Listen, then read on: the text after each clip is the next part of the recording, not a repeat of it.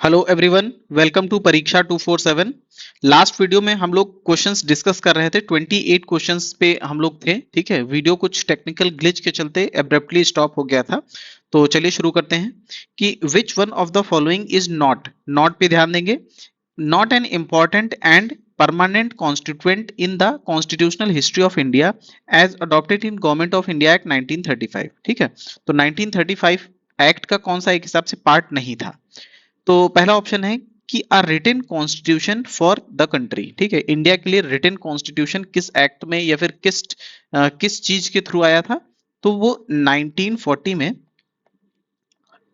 अगस्त offer के नाम से। ठीक है, 1940 में अगस्त ऑफर आया था, जिसके तहत हम लोग को ऑप्शन दिया गया था कि हमारे कंट्री के लिए, इंडिया के लिए हम एक कॉन्स्टिट्यूएंट असेंबली का फॉर्मेशन करेंगे। ठीक है, जो हमारे लिए रिटन कॉन्स्टिट्यूशन रेडी करेगा। ठीक, तो ये 1940 में गवर्नमेंट ऑफ ये अगस्त ऑफर के थ्रू आया था, तो पहला ही ऑप्शन हो जाएगा कि ये 1935 के अंदर नहीं था। ठीक, तो ये ऑप्शन यहाँ पे इनका इनकरेक्ट होगा और इस वजह से ये आंसर हो जाएगा। ठीक है, आगे भी डिस्कस कर लेते हैं कि elected representative responsible to the legislature. ठीक है, हाँ, तो ये 1935 के एक्ट में ये चीज कही गई थी, सही होगा। उसके बाद फिर है एनविसाजिंग अ स्कीम ऑफ फेडरेशन। ठीक है, तो फेडरेशन के फॉर्मेशन की बात किया गया था, लेकिन ये फेडरेशन जो था, ऑल इंडिया फेडरेशन, ये कभी भी आया नहीं था, इसकी लेकिन बात की गई थी, इस वजह से ये ऑप्शन आपका सही होगा।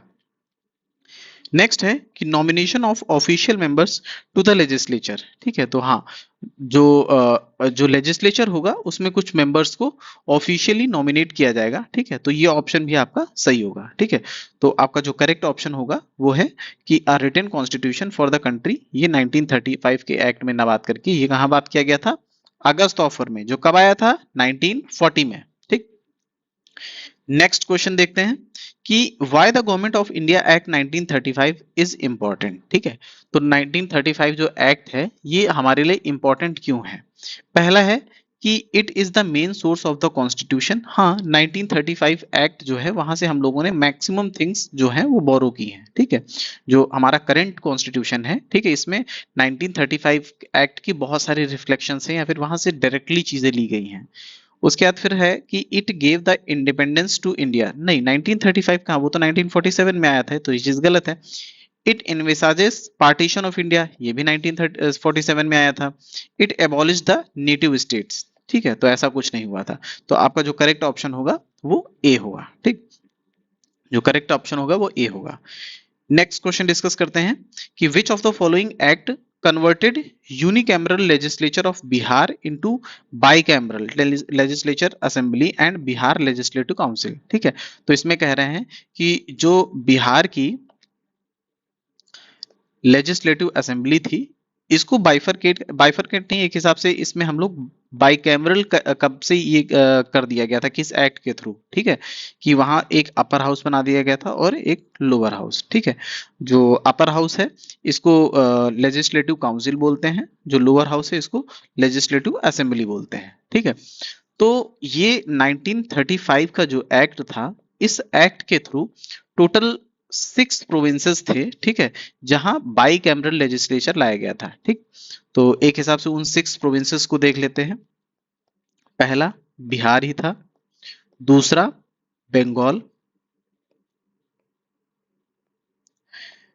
तीसरा था यूनाइटेड प्रोविंस। ठीक है, यही बाद में जाके यूपी बनता है। ठीक है, उत्तर प्रदेश। उसके बाद फोर्थ की बात करेंगे तो फोर्थ था असम, फिफ्थ आपका था बॉम्बे। ठीक है, सिक्स आपका था मद्रास। अगर आप इसको याद करने की कोशिश करें एक हिसाब से, ठीक है, तो 6 में से आपको 3 तो सीधे सीधे यही याद रखना चाहिए, जो 3 हमारी मेन प्रेसिडेंसीज थी। ठीक है, बंगाल प्रेसिडेंसी, बॉम्बे और मद्रास, 3 ये हो गई। उसके बाद ठीक है, जो बंगाल का एक पार्ट था, वो जो ईस्टर्न बंगाल था, एक हिसाब से वो असम था, तो असम हो गया। ठीक है, एक पार्ट उसका बिहार भी था, तो बिहार हो गया। साथ में आपको यूपी को याद रखना है। ठीक है, तो टोटल 6 प्रोविंसेस थे जहां पे जो लेजिस्लेचर था उसको बाइकैमरल कर दिया गया था। बिहार, बंगाल, यूपी, असम, बॉम्बे और मद्रास। ठीक है, तो ये आप यहां से याद रखेंगे, इस पे क्वेश्चन आ जाता है कभी कभी। ये आपका करेक्ट ऑप्शन जो होगा वो ओके। देखिए यहाँ पे जो कमीशन है, कमीशन ने 1919 ऑप्शन सही माना था, ठीक है, लेकिन जो इसका करेक्ट ऑप्शन होगा वो 1935 होगा, ठीक है। तो ये आप अगर क्वेश्चन एग्जाम में आता है, किसी दूसरे एग्जाम में आता है, तो आप 1935 एक्ट के साथ जा सकते हैं, बट यहाँ पे जो करेक्ट ऑप्शन होगा, ठीक है, जो करेक्ट ऑप्शन होना चाहिए वो 1935 होना चाहिए। उसके बाद फिर नेक्स्ट क्वेश्चन है, next I think, okay, which one of the following act led to separation of Burma, ठीक है। तो बर्मा जो है म्यांमार, ठीक है, उसको किस एक्ट के थ्रू सेपरेट किया गया था? 1909, 1919, 1935 या फिर 1947, ठीक। तो यहाँ पे जो आपका करेक्ट आंसर होगा वो 1935 होगा। बर्मा को जो आज की डेट में म्यांमार है, ठीक है, इसको इंडिया से 1935 एक्ट के थ्रू सेपरेट कर दिया गया था, ठीक है। तो इंडिया का पार्टीशन जो 1947 में हम पढ़ते हैं, इसके पहले भी इंडिया का पार्टीशन हो चुका था, ठीक है। जो आपका मान लीजिए ये इंडिया है,